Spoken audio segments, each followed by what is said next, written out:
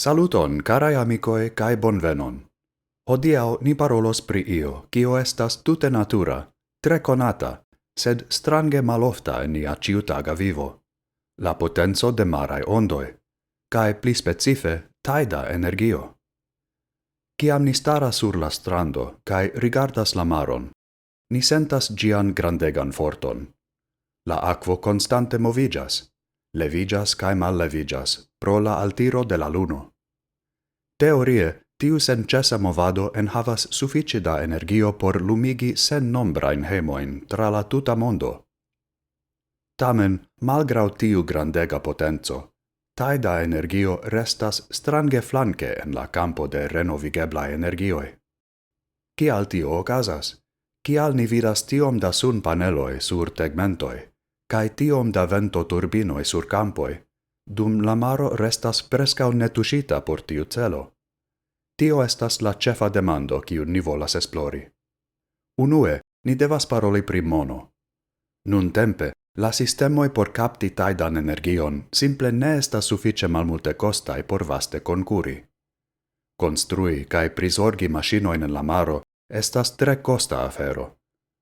Por ke nova energio fariĝu vere populara kaj povu batali kontraŭ la jam establitaj fontoj, ĝi devas esti finance alloga. Bedaŭrinde, tajdaj maŝinoj ankoraŭ ne atingis tiun gravan celon de vasta merkato. Ili ofte restas tro multekostaj por amasaj projektoj. Krom la mono ekzistas gravaj teknikaj malhelpoj. Estas facile imagi maŝinon kiu turniĝas en la akvo, sed la realo estas pli komplika. La mara medio estas tre severa. Salakvo rapide ruinigas metalojn, kaj fortaj ŝtormoj povas facile rompi eĉ la plej fortikajn strukturojn. Ekzistas do granda distanco inter la simpla kapablo kapti iom da energio el la tajdoj kaj la kapablo fari tion grandskale, fidinde kaj sekure. Krome, ni havas gravajn demandojn pri la medio. Se ni metos industriajn maŝinegojn sub la akvon, kiel tio influos la fiŝojn, la plantojn, kaj la tutan maran vivsistemon? Tiuj inĝenieraj kaj mediaj defioj forte bremsas grandskalan disvolviĝon.